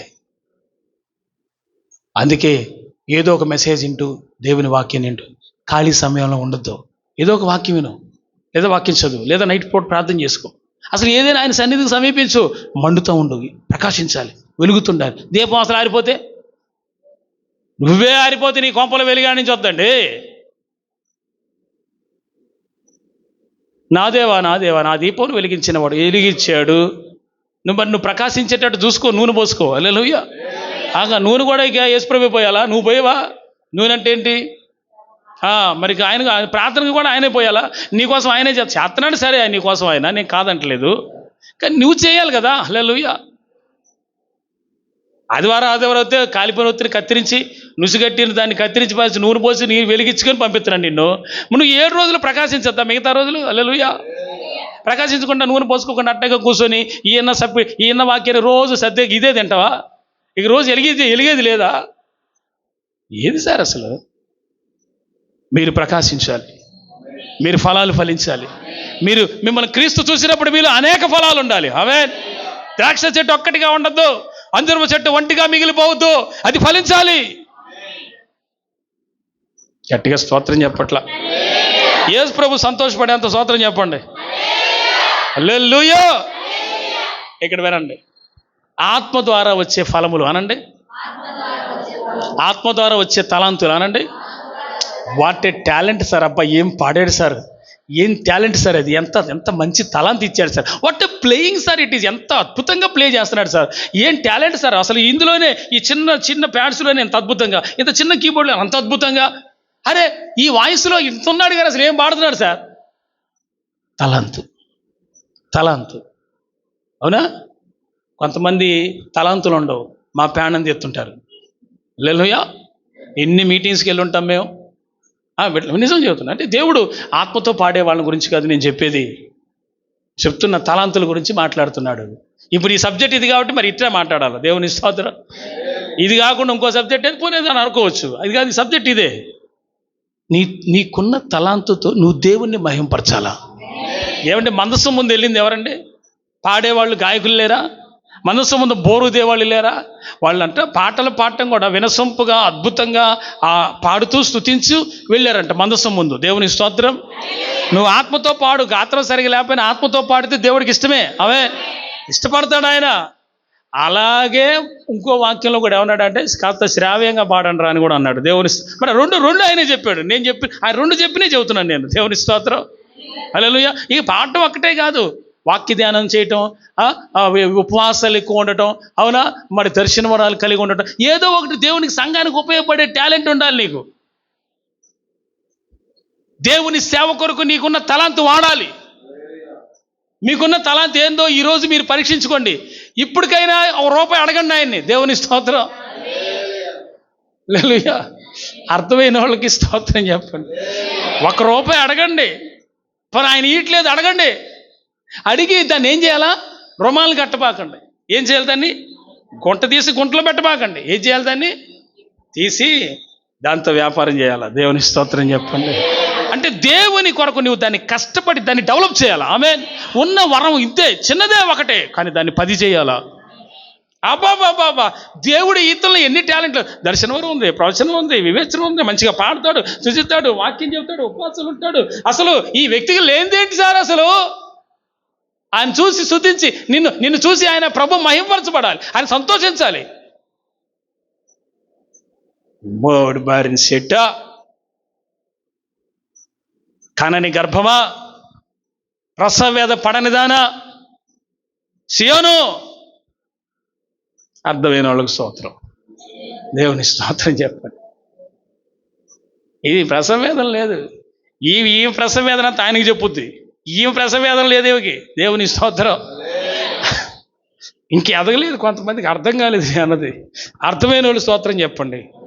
ఏం అర్థమైందమ్మా? అర్థమైన వాళ్ళు స్తోత్రం చెప్పండి. ఏం అర్థమైంది? సియోను కుమారి, ప్రసవ వేదన పడనిదానా, ఇక కను, కనని గర్భమా, కను, ప్రసవ వేదన పడలేదు, పడు. నొప్పులు వచ్చి కేకలెట్టేస్తుందంట ప్రకటన గ్రంథం 12వ అధ్యాయంలో. సంఘముకు కావలసింది ఒంటిగా ఉండటం కాదు. సంఘము దేవుడికి కావలసింది ఒంటిగా ఉండటం కాదు, ఫలించాలి. అరే యేసు ప్రభువు అవ్వ ఆదామును సృష్టించి వాళ్ళిద్దరిని ఒంటిగా ఉండకుండా మీరు ఫలించి, మీరు అభివృద్ధి పొంది, మీరు భూమిని నిండించి దాన్ని లోపరుచుకోండి అన్నాడు. దేవుని స్తోత్రం చెప్పండి. అంటే ఇద్దరుగా ఉండటం కూడా దేవుడి సిద్ధం. వినాలమ్మా, ఇద్దరుగా ఉండటం కూడా వాళ్ళు ఫలించాలి. అది అనాదిలో దేవుడు సంకల్పించాడు. హల్లెలూయా. నోవా కాలంకి వచ్చిన తర్వాత వాళ్ళతో కూడా అన్నాడు, బరు బాబు మీరు కుటుంబంగా అట్టగుండిపోబాకంటారు నాయన, మీరు ఫలించండి, మీరు అభివృద్ధి పొందండి, ఈ భూమిని అంతా నిండించండి, దాన్ని లోపరుచుకోండి. ఆకాశ పక్షులు, ఈ భూమి మీద జలచరములో ఉన్న ప్రతిదీ, ఈ భూమి మీద ఉన్న ప్రతి జంతు మీ భయం వాటికి ఉంటుంది అన్నాడు. చెప్పినట్టే జరుగుతుంది. ఆమేన్.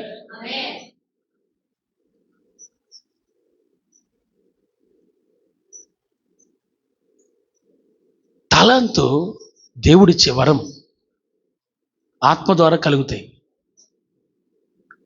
చదవండి, ఏమవుతాయి చదవండి. ఇప్పుడు ఎందుకు? సంఘ ప్రయోజనం కోసమే. సంఘానికి ఉపయోగపడటం కోసం, ఒకనికి పరిశుద్ధాత్మ వలన అందరు చెప్పండి, బుద్ధి వాక్యం. అంటే ఏంటి? వాక్యంలో ఉన్నటువంటి ఆ మర్మాన్ని, లేకపోతే ఆ అశ్రేష్టమైన వాక్యాన్ని చక్కగా బోధిస్తాడు, బుద్ధి చెప్తాడు అవతల వాళ్ళకి. హల్లెలూయా. బుద్ధి వాక్యం అనే గిఫ్ట్. చెప్పండి ఏంటది? బుద్ధి వాక్యం అనే గిఫ్ట్. అదొక తలాంతు. ఏందండి బాబు, ఈయన ఎప్పుడు బుద్ధి చెప్తున్నట్టే ఉంటారు. అమ్మో అసలు వద్దురా బాబు, అమ్మో వద్దురా బాబు అనుకుంటారు. చర్చికి రావాలంటే కూడా భయపడతారు అవతల వాళ్ళు. మరి దేవుడు ఆ వరం ఇచ్చాడు, బుద్ధి చెప్పే వరం. హల్లెలూయా. ఎవరు ఏం చేస్తారు మరి? ఒకళ్ళకి ఆత్మ ద్వారా ఆ వరం, మరి ఒకళ్ళకి చూసారా, కొంతమందికి జ్ఞాన వాక్యం అంటే బైబిల్లో ఉన్న జ్ఞానాన్ని బోధిస్తుంటారు. ఇది ఎవరి వలన కలిగింది? ఈ వరం ఆత్మ వల్లనే. చూసారా? అమ్మా, గవర్నమెంట్ వాళ్ళు అనేక రకాల పథకాలు ఇస్తున్నారంటే, పోయిన ప్రభుత్వం కానీ, ఇప్పుడున్న ప్రభుత్వం కానీ, రేపు వచ్చే ప్రభుత్వాలు అయ్యాను, అసలు ఫ్యూచర్లో ఎవరైనా కానీ, నేను రాజకీయాల జోలికి పోను, ఇప్పుడు పోను, ఎప్పటికీ పోను. చెప్తున్నా, పథకాలన్నీ వరుస పెట్టి ఇస్తున్నారు, వీధి బజార్లో పెట్టి అందరు రమ్మంటున్నారంటే, ఆధార్ కార్డు ఒక్కటి చాలు అంటే వచ్చేది. వీటి మీద ఎందుకు సార్ మనకి? నేను చెప్తున్నా, ఇదిగో ఈ పథకంలోకి రండి. హల్లెలూయా. నాకు పాలిటిక్స్తో సంబంధం లేదు, నేను ఏనాడు మాట్లాడను కూడా, నాకు సంబంధం లేదు వాటితో. మనకి సంబంధం, చర్చికి దానికి సంబంధం లేదు. కొంతమంది సేవకులు అలా ప్రవచనాలు చెప్పి ఆబాస్ పాలయ్యారు. వద్దు, అలాంటి పనులు మనం చేయకూడదు, మనకు అనవసరం. అసలు దేవుడు చెప్పని దాన్ని మనం చెప్పకూడదు, బయలుపరచని దాన్ని చెప్పకూడదు. కొంతమంది అలాగే చెప్పి బయట యూట్యూబ్లో వాళ్ళు కొంతమంది ఆ జరగని వాటిని పలానా వాళ్ళు వస్తారు అని చెప్పిన వాళ్ళు, అది జరగకపోవటాన్ని బట్టి అవతల వాళ్ళు ఏం చేస్తున్నారు? కౌంటర్ వీడియోలు చేస్తున్నారు. ఎందుకు వచ్చిన గొడవ సార్ మీకు? అసలు నా ఒకటే విషయం ఏంటంటే, లోక సంబంధమైన వాటికి సేవకుడు కనెక్ట్ అవ్వకూడదు, వాటికి సంబంధించి చెప్పకూడదు, అంతే. దేశం గురించి ప్రార్థన చేయమను. అంతమంది వచ్చారా, 1,00,000 మంది వచ్చారా ప్రార్థనకి? వాళ్ళందరికీ ఒక ప్రార్థన అంశమే, మా దేశాన్ని ఆశీర్వదించయ్యా అని. చాలు సార్. అనవసరమైనవి ఎందుకు సార్ కల్పించుకోవటం? ఎంత పలచనైపోతున్నాం అవతల వాళ్ళకి. ఈ మధ్య అందరూ సోషల్ మీడియాలో ఫుల్గా ఫామ్లో ఉన్నారు కదా, మనవాళ్ళు కూడా. ఫేస్బుక్లో, ఇన్స్టాగ్రామ్లో, వాట్సాప్లో అవసరం లేని వీడియో, అక్కర్లేని వీడియోలు, అవసరమైన వీడియోలు అన్నీ కూడా పోస్ట్ చేస్తాయి. ఎవడో పంపించిన వీడియో నువ్వు కూడా వైరల్ చేస్తాడు. ఏం చెప్పాలి నిన్ను అసలు? హల్లెలూయా. ఏం చెబుతావు? అర్థమైన వాళ్ళకి అర్థమైనంత. నేను ఒకళ్ళు మాట చెప్తే ఏంటంటే, ఈ పాలిటిక్స్ కానీ మాకు అక్కర్లేదు, మాకు సంబంధం లేదు. నేను ఒకటే చెప్పేది, మనం దేవుని పిల్లలం కనుక దైవ సంబంధమైనదే ఇక్కడ ప్రకటించబడుతుంది. నీ ఆత్మీయ జీవితానికి అదే ప్రాముఖ్యమైనది. చర్చ అంటేనే దైవ సంబంధమైంది, పాలిటిక్స్ ఎందుకు సార్? హల్లెలూయా. గట్టిగా స్తోత్రం చెప్పరే. కూర్చొని వాక్యం శ్రద్ధగా వినాలి. మీరు చాలా మంచివాళ్ళు. అందరు కలిసి పల్లవి పాడండి. అతి సుందరుడా నా స్తుతి సదయుడా, కోటి సూర్యకాంతులైన నీతో సమమగున. అతి సుందరుడా నా స్తుతి సదయుడా, కోటి సూర్యకాంతులైన నీతో సమమగున. ఎనలేని నీ ఘన కార్యములు తలచి స్తుతించుచు నిన్ను నే మహిమపరుతును. సర్వాధికారివి గోరి ఆమేన్. సంపూర్ణ సత్య స్వరూపివి, దీవిలోనున్న ఆనందమును ధరణిలో నేను అనుభవింప, మహిమాత్మతో నన్ను. హల్లెలూయా. గట్టిగా చప్పట్లు కొడుతూ యేసు ప్రభు వారిని మహిమపరచుదాం. అందరం కూడా గట్టిగా స్తోత్రం చెబుదాం. హల్లెలూయా.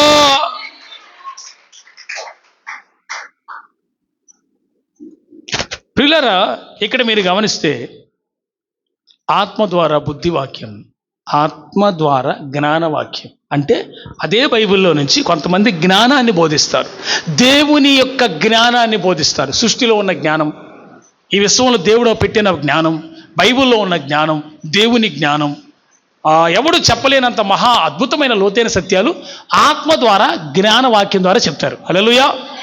జ్ఞానవాక్యాన్ని బోధిస్తారు సంఘానికి. అదే ఆత్మ ద్వారా మరి ఒక వరం చదవండి. చూడండి, విశ్వాసము కూడా దేవుని మీద ఉంచామంటే అది ఆత్మ వలనే వస్తుంది. If you believe in Jesus, it is come by through the holy spirit. అంటే పరిశుద్ధాత్మ ద్వారా నీవు విశ్వసించావు. ఆమేన్. అంటే అది కూడా వచ్చింది ఆత్మ ద్వారానే. నువ్వు యేసు ప్రభువుని విశ్వసించావు, మంచిదే, కానీ ఆ విశ్వాసం నువ్వు ఉంచడానికి గల కారణం ఆత్మదేవుడే. నీ విశ్వాసం నువ్వు ఉంచింది కాదు, పరిశుద్ధాత్మ ద్వారా నువ్వు ఉంచింది. దేవుని స్తోత్రం. పరిశుద్ధాత్మ ద్వారా అంటే ఒక వ్యక్తి విశ్వాసం లేకపోతే దేవుడి మీద వాళ్ళు ఎవరు లేరు, ఎవరు లీడింగ్ చేయనట్టు పరిశుద్ధాత్మ నడిపింపు లేదు, వారిలో లేదు. నువ్వు విశ్వసించావంటే క్రీస్తు ఆత్మ నీలో, ఆత్మ ద్వారానే విశ్వసిస్తావు. Can you read it?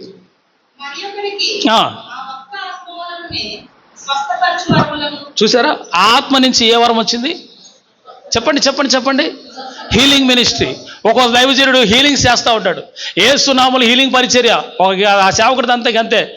Shyam Kishore గారని హైదరాబాద్లో ఉన్నాడు. ఆయన హైదరాబాద్లో ఉంటాడు.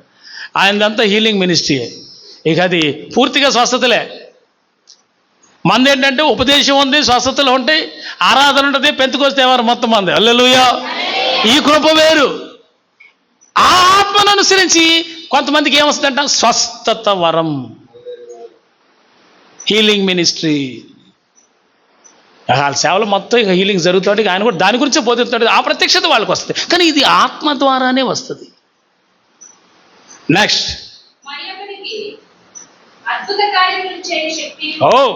అద్భుతమైన కార్యాలు చేసే శక్తి దేవుడు మన పరిచర్యలో అవి చేశాడు. దేవునికి మహిమ కలుగును గాక. గట్టిగా అంతేనా? ఇంకా గట్టిగా చెప్పరండి సంతోషంగా. హల్లెలూయా. అద్భుత కార్యాలు మన మినిస్ట్రీలో చిన్న మంద ద్వారా దేవుడు అద్భుతంగా జరిగించాడు. అది ఆత్మ ద్వారానే జరుగుతాయి. ఇవన్నీ ఎవరి ద్వారా వస్తాయి? ఇప్పుడు చెప్పినవన్నీ బుద్ధివాక్యం, జ్ఞానవాక్యం, స్వస్థత వరం, తర్వాత ఇప్పుడు చదివింది ఏంటి?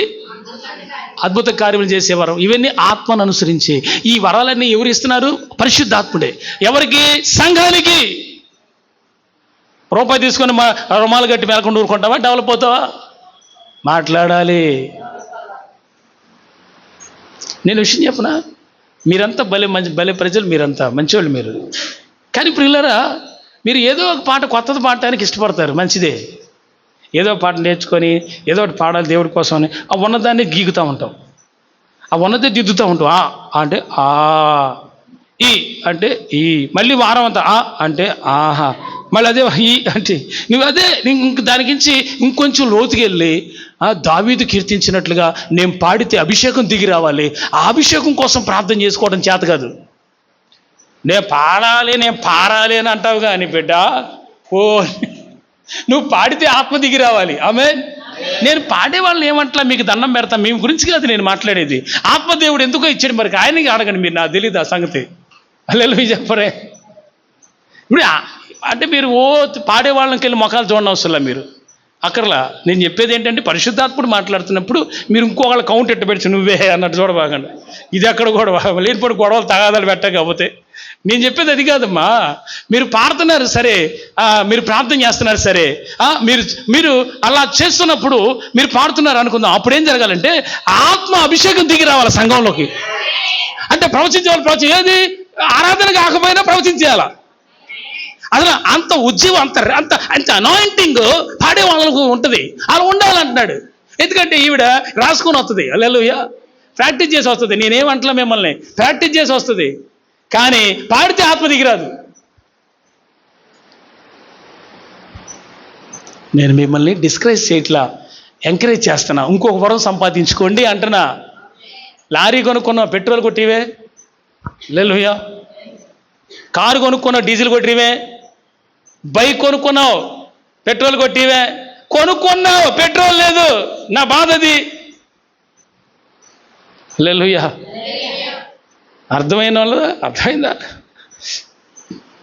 పాట మంచిగా రాసుకున్నాం, అద్భుతమైన పాట, కొత్త పాట పాడాలి మంచిదే. కానీ ఆ పాట పాడేటప్పుడు నువ్వు పాడుతూ ఉండగానే అభిషేకం దిగి రావాలి. అప్పుడు దేవుడు ఓకే అన్నాడని అర్థం. ఏమనుకోబాకండి, ఈసారి ట్రై చేయండి అట్ట. దేవుని స్తోత్రం చెప్పండి. పాడేవాళ్ళు నేనేమంటలే, మీకు దండం పెడతా అమ్మా, తర్వాత నన్ను అడగబాకండి, లేనిపోని ఇష్యూ చేయబాకండి, మీకు వందనాలు. ఆత్మ వలన అద్భుత కార్యం చేసేవరం, అదే ఆత్మ వలన మరి ఒకనికి ప్రవచన వరమును, చెప్పండి. నేను ఏ వరం? నా కుమారుడా, నా కుమార్తె, నీ దేవుడైన యెహోవా మాట్లాడుతున్నాను అని మాట్లాడాలి. నేను ఒక ఊరు వాక్యం చెప్పడానికి వెళ్ళా, పగలు వాక్యం చర్చిలో. అది చర్చి డెడికేషన్ డే, పగలు వాక్యం చెప్పమన్నారు. దాదాపుగా నేను అప్పుడు సేవకు వచ్చి రెండో సంవత్సరం. నాన్నగారు కూడా పెద్దయ్య గారు కూడా వచ్చారు అక్కడికి మీటింగ్కి. యాక్చువల్గా అయితే నేను కాదు వాక్యం చెప్పాల్సింది, నాన్నగారు చెప్పాలి. నాన్నగారికి అవకాశం ఇచ్చారు ఆ రోజు పగలు. ఎక్కడో కాదు, ఎక్కడంటే కంచించెర్ల దగ్గర దాములూరు ఉందా, దాములూరేనాది, పొన్నవరం, కంచించెర్ల దగ్గర పొన్నవరం ఒకటి ఉంది. ఈ పొన్నవరం కాదు, కాకులు పొన్నవరం కాదు, అక్కడ ఒక పొన్నవరం ఉంది. ఏ పొన్నవరం, మొత్తానికి పొన్నవరం వెళ్ళావు, బాప్టిస్ట్ చర్చ్ అది. అంటే అక్కడికి వెళ్ళాను. వీళ్ళరా యాక్చువల్గా అయితే అక్కడ నేను కాదు వాక్యం చెప్పాల్సింది, దైవజనులు ఎజ్రా శేఖర్ గారు చెప్పాలి. సరే, నేను మామూలుగా ప్రేయర్లకు వెళ్ళాను, ఆ తబలా ప్లే చేశాను, పాటలు పాడాను, దేవుని స్తుతించాం, వాక్యం నేర్చుకుంటున్నాం, 2 రోజుల నుంచి కోటాలో ఉన్నాం. పగల కూడికలో నాన్నగారిని వాక్యం చెప్పమన్నారు. నాన్న ఏం చేశాడు, పెద్దయ్య గారు ఏం చేశాడు, చరణ్ నువ్వు చెప్పరాదురా అని అన్నాడు. అనే నన్ను ఏం చెప్పలేదు నాన్న, నీకు చెప్పాను కదా, నువ్వే చెప్పాను అంటే, లేదు నువ్వు చెప్పరా అని అన్నాడు. మా నాన్న బలి ప్రోత్సహించేవాడు నన్ను, పెద్దయ్య గారిని బాగా ప్రోత్సహించేవారు నన్ను సేవలో. సరే అని మరి కొద్దిగా చెప్పాలనే కుతూహలం ఇప్పటి నుంచే ఉంటుందిగా మనకి, మరి అది ఆగలేదు లోపల. సరే నేను చెప్తానని నా తబలా సంచిలోనే ఏమండి బైబిలు, నోట్సు, పెన్ను ఎప్పుడు ఉంటుంది. అది నలిగిపోయింది, అసలు మామూలుగా లేదు. అది వందల ప్రసంగాలు తయారు చేసాం అందులో, చాలా ప్రసంగాలు నోట్సుల్లో. ఏమో మరి తెలియదు, అప్పుడు పిలుపు లేదు, ఏమి లేదు, అప్పుడు తయారు చేసిన నోట్స్. ఆ తర్వాత నుంచి పిలుపు వచ్చి దర్శించి 2 ఏళ్ళు సేవలో ఉన్నప్పుడు ఆ టైంలో చెప్తున్నటువంటి ప్రసంగం అది నాకు తెలియదు. కానీ ఆ రోజు దేవుడు వాక్యం ద్వారా ఏం మాట్లాడారో తెలుసా?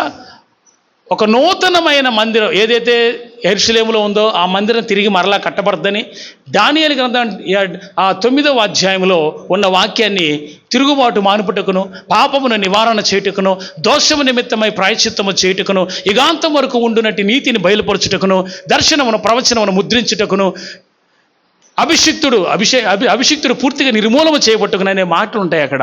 ఆ వాక్య భాగం ఉంటుంది. అది ఆ రోజు ప్రకటించాను. దాదాపుగా నన్ను ఒక అరగంట చెప్పమన్నారు, 2.5 గంటలు విన్నారు అందరు వాక్యం. 2.5 గంటలు. I shocked. ఎందుకో తెలుసా, నేను ఒక అరగంట చెప్పి క్లోజ్ చేద్దామని అనుకున్నది ఎంత దాకపోయిందో తెలుసా? అది 2.5 గంటల ప్రసంగం అయింది. ఎవరు చర్చిలో ఉన్న వాళ్ళు ఎవరు కదల్లా, సేవకులు ఎవరు కదల్లా. నేను ఎప్పుడు అనుకున్నాను, ఆత్మ ద్వారానే ఇది జరగాలి. ఇలాంటివి జరిగేది ఆత్మ ద్వారానే జరుగుతాయి. చర్చిలో ఉన్న వాళ్ళందరూ భోజనమే మర్చిపోయారు. 3:45 అయింది. 3:45 అయింది. ఎవడు ఒక్కళ్ళు కూడా కదల్లా చర్చిలో నుంచి. అందరూ సాయంత్రం మీటింగ్లో మళ్ళీ అయ్యగారిని చెప్పండి అయ్యగారిని చేసేసారు వాళ్ళు. తర్వాత అర్థమైంది, పాస్టర్ గారు ఇంత తబలా కొట్టుకుని ఆయన కదా, ఈయన చెప్పాడు వాక్యం, అద్భుతంగా చెప్పారు. సాయంత్రం అవకాశం ఇస్తే మళ్ళీ సాయంత్రం అద్భుతంగా దేవుని సన్నిధిలో వాడబడ్డా. ఫస్ట్ ప్రసంగం పిల్లరా. అప్పుడు కూడా పెద్దయ్య గారు నన్నే చెప్పమన్నాడు. నేనేమంటానంటే, మా గొప్పతనం కోసం చెప్పల బిడ్డ, నేను ఒకటి చెప్తానండి. ఎందుకు చెప్పానంటే, ఒక అరగంట చెప్పి కూర్చుందామని అనుకున్న నిలబడిన నన్ను 2.5 గంటలు 12:30కి తీసుకొని 3:45 ముగించా.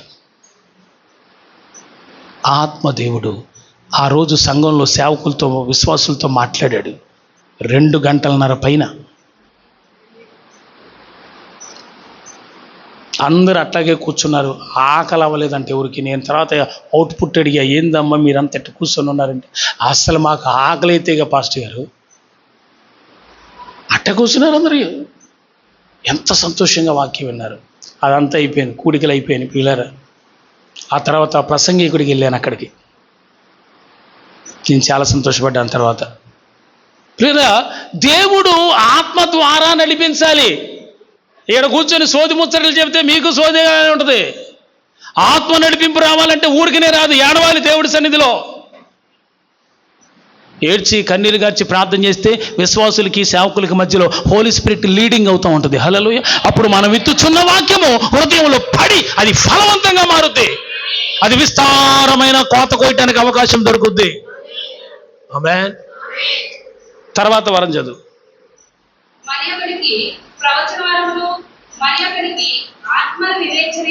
ఆగండి, ఆత్మల వివేచన అనండి. నావి చూడండి. ఒక అమ్మాయి బాగా ప్రవచిస్తుంది, ప్రవచనం వచ్చింది. ఈ పక్కన ఉన్న అమ్మాయికి అసలు ఈ ప్రవచనం దైవ సంబంధమైనట్టుగా నాకు అనిపించట్లేదు. ప్రభు ఈమెకు వచ్చి ఈ అన్య భాషల వరం ఏదైతే ఉందో ఇది నాకు అర్థం కావాలి ప్రభు అని వివేచించేవారని అడుగుతుంది. ఏమడుగుతుంది? అదేనా అందాడా? ఏంటది? చదువు. ఆత్మలు. ఇది ఏ ఆత్మ పనిచేస్తుంది వీళ్ళు? ఏ spirit, which spirit is working in side her heart? ఆమెలో ఏ హృదయం, ఏ స్పిరిట్ పనిచేస్తుంది? పరిశుద్ధాత్మేనా, దురాత్మ, వెలుగుదూతాత్మ? ఇవన్నీ గుర్తించే వివేచన వరం కావాలి. ఇది పక్కన ఉన్న వాళ్ళు అడగాలి. ఇది అంతా ఎవరికో తెలుసా? ఇవన్నీ జరిగేది సంఘంలోనే. ఆమె వివేచించి, ఇప్పుడు కొంతమంది ప్రవచిస్తూ ఉంటారు. నేను చర్చి సేవలో ఉన్నా కాబట్టి నాకు అన్నీ గుర్తిస్తాను. నేను వీళ్ళకి నిజంగా వచ్చేది పరిశుద్ధాత్మ కాదా నాకు ఊరికినే తెలిసిపోద్ది. దేవుని మహాకృప వలన అర్థమైపోతుంది నాకు ఇది పరిశుద్ధాత్మ, దురాత్మ, వెలుగుదూతాత్మ అని.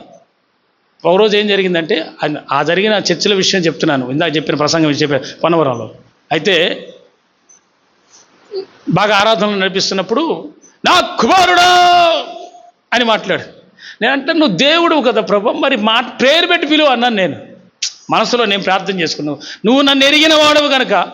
మన కూడా ఒక ప్రవచనం వచ్చింది, నేను ఎవరిని అంటలేదు, నేను ఒక మాట చెప్తున్నానండి. నేను ఏదైనా చర్చి క్షేమం కోసమే మాట్లాడతా. పరిశుద్ధాత్ముడు మాట్లాడుతున్నాడు కాబట్టి, ఆయన మాట్లాడుతున్నాడు కాబట్టి, ఆయన సంఘానికి క్షేమావధి కలిగించే మాటలే మాట్లాడతాడు. ఇప్పుడు అదే చెప్తున్నా, మీరు ఎవరికైనా పరిశుద్ధాత్మ వరం ఉంటే మీరు వివేచించాలి, ఇది పరిశుద్ధాత్మ వరం ఉందా కాదని వివేచించే వరం కూడా సంపాదించుకోవాలి. ఓకే, ఇది పక్కన పెడితే దీన్ని ఎలా గుర్తించవచ్చు?